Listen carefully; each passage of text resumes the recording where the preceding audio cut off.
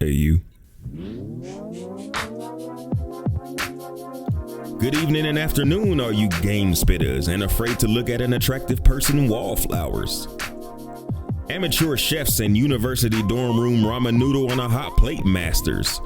Love, Death, and Robot watchers and Dragon Ball Z aficionados.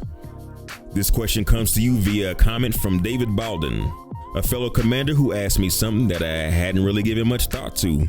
David writes, "Dear DigThat, aka Chocolate Boy Thunder, aka Dicky Couture, aka The Big Ragu. Any thoughts on the leak rumors regarding space legs and base building for the 2020 paid update?" My original response was, it's tough to say anything consequential about a supposed leak, but I'll make a post in my comments section. But the more you start thinking about it, the harder the hamster starts running in the wheel in your head, and the little headache with pictures, aka ideas, start to coalesce. So let's play the speculation game. Make sure to subscribe and hit that notification bell like a big chief void opal grabbing beast. So if you haven't already heard, there was a supposed leaker out there posting roadmap items. The idea that a roadmap has to be leaked is a little wild to begin with for your boy. Roadmaps seem kind of par for the course, so is FDev not confident in living up to a public roadmap? Is it too sparse to even bother with? Or is it such a game changer that making it public will cause empires to crumble and other developers to close up shop? Who knows, but now we have this leaked roadmap that's either made by an in-house troll, since it's made some accurate predictions, or FDev themselves is leaking it. Why, oh why would they leak their own secret plans, you say? For one, it can generate a lot of interest. A lot of buzz builds, a lot of conversations occur, videos are made, wink, and enthusiasm whips into a frenzy. Also, it's a sneaky little way to gauge interest in the supposed content. Whether they engineered the leak or not, you can bet they're combing the forums, threads, and videos to see what you think about it. There are sleeper agent devs among us, people. So are the leaks legit? Your guess is as good as anybody else's that doesn't have regular meetings with the Braven himself. And I'm sure they dig their jobs enough not to risk the pimp hand of the mighty Braven coming down across their income. So legit, not legit, even if we had the answer, we need to know what the question is before we know what the answer 42 means. Or something like that. The real question is, what could we expect? It depends. Well, you can say that about most anything. It depends. Of course it depends. Of course it depends. Of course it depends. It depends on whether or not they revamped the doohickey that makes the game do all the incredible things that it does. The engine as is a bit dated to make Space Legs competitive. They'd have to build a gizmometer that renders complex characters and animates them based on physics in various environments, and then they have to build those environments. Have to go see my buddies at the mocap studio in London for some animation and blah blah 1001 steps blah. But I don't know that they really have to compete with what's offered in No Man's Sky, Star Citizen, or any other IP. Elite has a rabid fan base of players that are starving for anything new and will take a more basic brand of Space Legs as long as the mechanics are polished. And FDev does polish better than most. So in the scenario without a significant upgrade to the engine, if we do get these exciting new toys, they may not be the prettiest or the most feature-filled, but they'll be crisp and work like a champ. Of course, you'd expect to be able to get out of your chair all stiff like Anakin when he first became Vader and walk around your bridge. They really need to crank up the resolution on some of the readouts once you're able to get a close look at them, but who cares, cause legs. The rest of the ship though, I doubt it. Elite works well across a lot of system configurations, from super low budget builds to consoles to DigThat level PCs, which I salute. But this means unless they're willing to risk sudden performance issues on lower end builds, then they gotta keep it simple. And I'm no Threadripper scientist, but they might be breaking their polygon budget if they add 30 detailed interiors to online instances, which are already shaky as it is. Besides that, the ship models are still the same, but the amount of module slots has increased since the game launch. Since there's been no increase in the size of the ships to account for all these extra modules you can slam into it, pretending you're Chief O'Brien in the engine room is probably not happening in this scenario. but we still have legs, and if there's legs, they gotta have places to walk, run, and jump. Walking around your landing pad could be a thing, which would be nice to finally get a better sense of scale for the ships. Perhaps a ground crew attending to your docked ship as well. Little things like this might not be functional, but they increase the immersion and make the galaxy a little less sterile. As far as the much talked about base building goes, we probably wouldn't see anything that we haven't already seen. Current assets will probably be reused and maybe shrunk down to fulfill this long drooled about gem.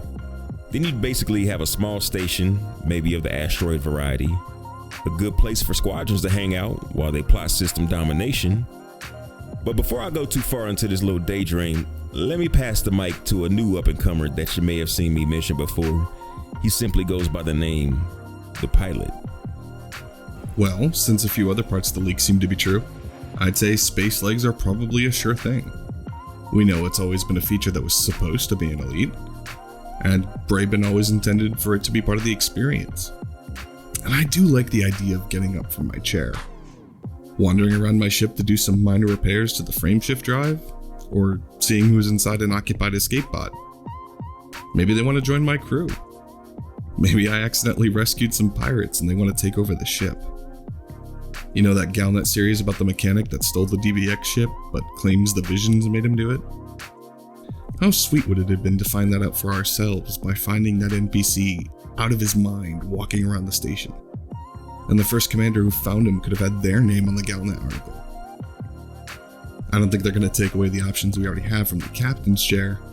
We'll still be able to buy and sell cargo, pick up missions, and communicate with contacts. But I hope they'll add to the experience. Maybe we can find missions off the books by looking in the right places. Or maybe I'm just dreaming. I certainly don't want to see a station of commanders jumping around trying to find the guy with the exclamation point over his head, or congregating at the fountain to see who bought the best emote off the Frontier store. But I'm not really worried about that. At the end of the day, being able to open up the door of my ship and stare off into the galaxy is going to make a lot of people very happy. And I'm one of them. Dig that. But let's say that they did do this huge overhaul to the engine, which they could. They've been working on this since at least second quarter 2018, likely much earlier than that, which gives them a 2 to 3 year window to make that late 2020 game changer. That's enough time to overhaul or modify the engine enough to make some interesting things happen. And I want to pause here because it's at this point where folks who resist change will say, well, if you want X, then go play Y. It's not that we just want X, we want Elite Dangerous plus X equal Nirvana and a soda on the side. So with that said, let's start with the ships again. Elite has dope cockpits, especially in the Courier. The Lakon ships being the exception in my most humble opinion. The view's great, but they're like empty greenhouses. But overall, the cockpits are great. The bridges, on the other hand, have a lot of empty space. Throw a ping pong table in the middle of the cutter floor, something. An overhaul will hopefully fill this area with something useful, but barring that, some NPC crew members working that station will liven things up a little bit. Maybe we could finally grab a cup of that seasonal artisanal mystery juice. Peeking in at passengers doing whatever with the odd requested items will make the passenger trips worth doing again. Customization of the interiors would be a feather in Elite Feet's hat. A captain's quarter with custom wall colors and a few bottles of Lavian brandy strewn about, along with some other items you've picked up on your travels, would be a nice touch. And taking in the glorious long-awaited walk around this ship will be great, especially with multi-crew, because what's the point if you can't invite a buddy over to share that bottle with? But what about everything else besides the ship? We can always take what Braben said out of context. Big game hunting, quote the Braben. Maybe we see some of that Jurassic World evolution DNA make it onto lush, overgrown worlds where people can hunt extraterrestrial species into extinction. Maybe some Commander on Thargoid action. Not like that. Some on-foot encounters with the enemy. And while you're at it, let us take a crack at some of their ship cockpits or control nooks or whatever they got. Bigger, explorable on-foot cities could be possible. Not a city like this. Cities more like this. I'd like to see some colonization efforts with custom-built settlements, Fallout 4 style. Now that's something I could waste months of my life on. Fallout 4 to this day has amazing communities whose sole focus is on building cool settlements and cities. So an Elite Dangerous version of it, will I be sacrificing a lot of my Star Citizen time putting together my space version of Quagmire's house. Just about anything is possible if FDev goes the complete overhaul route. But this will come at a price. It would mean leaving behind commanders in aging, low-budget builds. It would mean leaving behind current-gen console commanders. The older hardware's sugar daddy status just wouldn't be able to support a young, freshly updated engine capable of these things. The next console generations are more than equipped for the task, and with the next-gen CPUs around the corner, the previous ones will become more affordable.